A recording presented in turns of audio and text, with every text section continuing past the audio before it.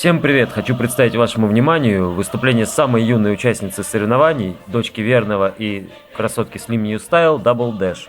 Она бежит в красной майке. Буквально накануне соревнований ей исполнилось 9 месяцев, и вот она дебютирует на своих первых соревнованиях и сразу на чемпионате России в классе юниоров. И, по-моему, очень неплохо справляется. Спасибо за внимание, наслаждайтесь забегом, всем пока!